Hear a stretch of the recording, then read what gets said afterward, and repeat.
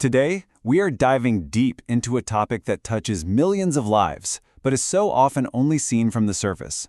We're talking about the incredible psychological journey of forced migration, and really digging into what happens to your sense of self when home isn't a place on a map anymore, but something you carry inside you, like a memory. So let's just start with this number. 1 billion. That's how many people around the world have some kind of migration experience. It's a staggering figure, right? And it shows you just how central this story of displacement is to our modern world.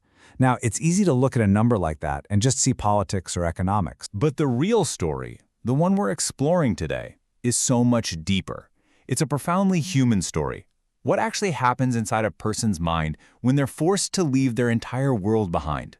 This is where we shift from the what happened to who they become. You see, migration isn't just about crossing a physical border, a line on a map. It's really about losing your inner map. It's about crossing these invisible psychological borders that literally define who we are. Think about it this way. There's the physical border, right? Just a line separating two countries. But then there's the psychological border. And this is the whole architecture of your identity. It's your culture, your relationships, your language, your very sense of self. Forced migration doesn't just make you cross that line on the map. It can shatter that entire inner architecture. And that is the real crisis. There's a concept that really helps us get a handle on this, and it's called territoriality.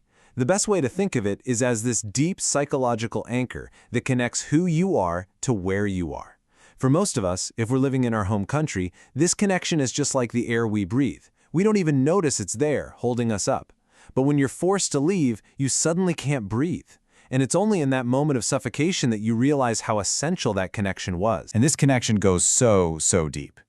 Psychologically, our homeland often acts as a symbolic mother figure, which means the trauma of forced migration isn't just about losing a place. It's like reliving one of our earliest and most fundamental human traumas, being separated from our mother. We're talking about a primal, soul-shaking event. So this brings us to the most acute phase of the crisis. Once that foundational anchor of territoriality is just gone, a person's solid, confident sense of I starts to crack under all that pressure. It begins to fragment into this desperate, searching question.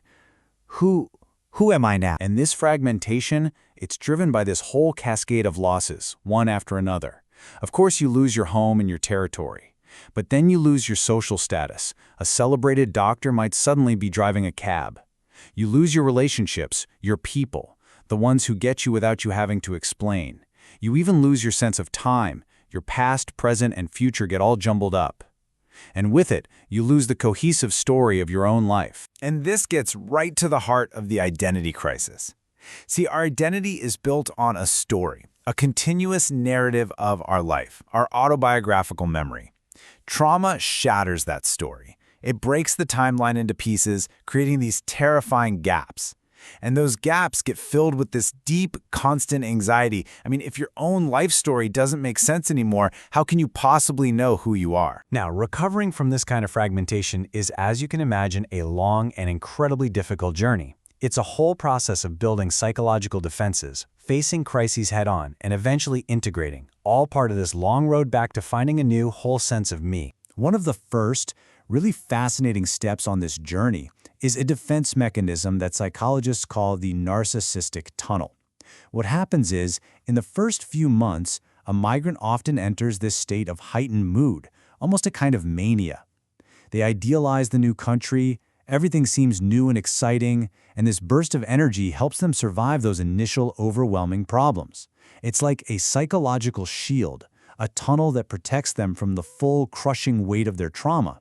But, and this is key, it's only temporary. Because once you come out of that tunnel, the real work begins. And it often unfolds in phases. First, a person might develop a kind of false self, a social mask they put on just to cope and get by. Then inevitably comes the turn to reality. This is a painful moment of acknowledging, I am a foreigner here, and this is going to be hard.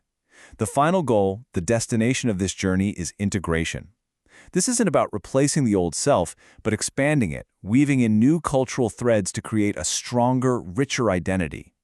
This whole process can take years. And all of this leads us to the ultimate outcome of this incredible journey, forging a new, expanded identity, one that literally bridges worlds. This isn't about recovering in the sense of just going back to who you were before. It's about becoming something more. The result is what's called a transcultural identity. And it's not about being forced to choose one culture over the other. No, it's about a successful, conscious integration of both. The original self isn't erased, not at all. It becomes the foundation. And on top of that foundation, you build with new experiences, new languages, new ways of seeing the world. What emerges is a more complex, more flexible, and often a much more resilient sense of who you are. So at the end of the day, the journey of the forced migrant is an extreme version of a struggle that, in some ways, we can all recognize. It just shows us how deeply our own identity is tied to place, to memory, and to the stories we tell ourselves. And in a world where cultures are mixing more than ever before, the migrant's struggle to forge a new self, well, it might just hold a lesson for all of us about who we are and maybe, more importantly, who we can still become. Thanks for joining us.